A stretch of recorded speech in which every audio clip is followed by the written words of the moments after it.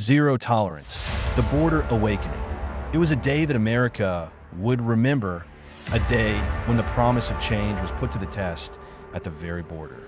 As dawn broke over the rugged landscape, the tension was palpable.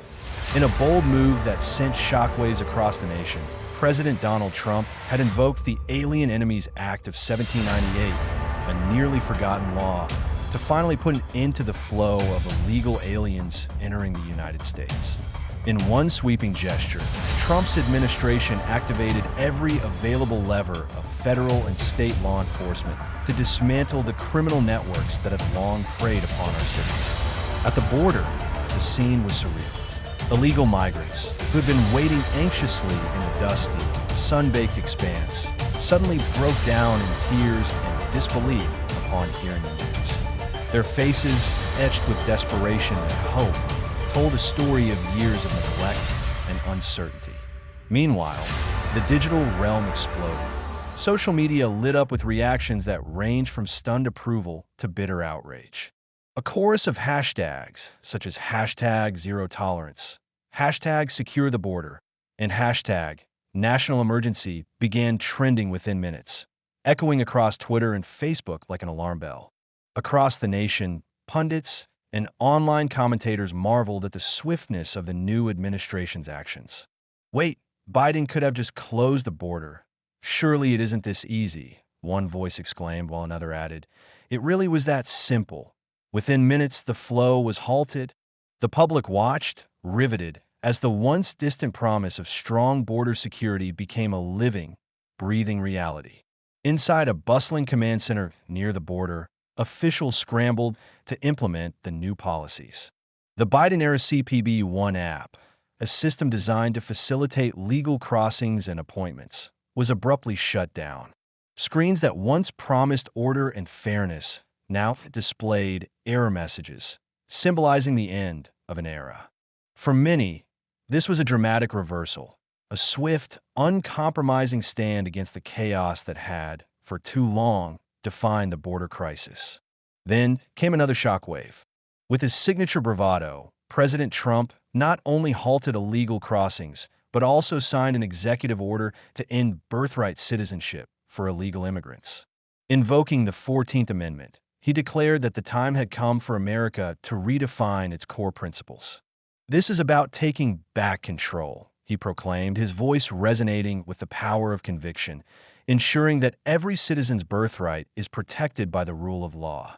The move was seismic, a challenge to centuries of tradition, a bold statement that no longer would America allow its values to be diluted by unchecked immigration. As if the border shutdown and the end of birthright citizenship weren't enough, the day was punctuated by a series of dramatic events that seemed ripped from the pages of a political thriller. News outlets buzzed with reports of a violent incident. An illegal migrant allegedly fatally shot a Border Patrol agent in Vermont. This tragedy, juxtaposed against the backdrop of the new hardline measures, forced everyone to confront the brutal reality behind the headlines. Congratulations, one scornful commentator jeered at the suspect's actions. You just made it personal for every Border Patrol and ICE officer in America. The irony was as biting as it was cruel. Throughout the day, the narrative grew even more layered. As federal agencies and state officials began to implement the new policies, the public was confronted with stark images: desolate border crossings, empty checkpoints, and the eerie silence of a once bustling frontier now under heavy military and police surveillance. Drone footage captured black SUVs rolling in, forming impenetrable barriers along key access points.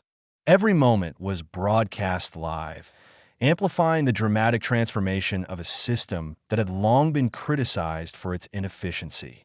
Amid this upheaval, the media's reaction was a story in itself.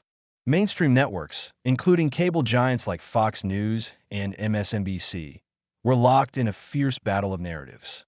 Some commentators hailed the new administration's decisive actions as long overdue, while others criticized it as a dangerous overreach that could destabilize an already fragile system. One commentator on a prominent cable show declared, "This is a national emergency, a turning point for America's future, while another retorted, "If they can do this, imagine what they'll do next." Behind closed doors, within the corridors of power, legal experts and forensic accountants worked frantically to trace the complex web of financial and administrative changes. Internal emails, encrypted texts, and secret memos emerged, revealing not just isolated errors, but a systematic failure, a system manipulated by powerful interests and hidden behind bureaucratic red tape. The shutdown of the CPB-1 app, the abrupt termination of birthright citizenship, and the immediate border closures all painted a picture of a government that was willing to upend decades of policy in the name of national security. In one dramatic moment that could have been pulled straight from a movie, a senior official was caught on camera in the command center, his face lit by the glow of multiple screens, as he muttered, "This is not just policy, it's a complete transformation of how we protect our borders." His words reverberated across the room, underscoring the monumental shift taking place. By the evening, as protests erupted outside federal buildings and millions of Americans tuned into live updates, the impact of these sweeping changes had transformed the political landscape. Across boardrooms and living rooms alike, the nation grappled with the implications. Would these bold actions lead to a safer, more secure America? Or were they the harbinger of an authoritarian turn? A moment when hardline policies trampled on the very principles of freedom and justice? In a final, evocative montage, images of the border, once chaotic and perilous, now stood transformed. Long queues of halted illegal crossings, fortified checkpoints, and solemn faces of Border Patrol agents filled the screen. Interspersed were snippets of interviews with ordinary citizens, whose voices trembled with a mix of relief and uncertainty. "Our cities finally feel safe," one elderly man said. "But at what cost?" a young activist asked. The camera lingered on these faces, each one a testament to a nation in transition. As the night drew to a close, the narrative reached its crescendo. The digital headlines blazed across every major network. Social media buzzed with fervent debate, and a bipartisan call for further investigation echoed through the halls of government. In the midst of it all, one thing was clear. When the truth is unfiltered, when every secret is brought into the light, the system can no longer hide behind polished sound bites or manipulated narratives. Pam Bondi's bold actions, the swift execution of border policies, and the dramatic closure of outdated systems had ignited a firestorm that promised to reshape America's future.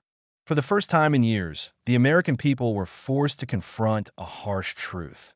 No one, not even the most powerful, is above the law.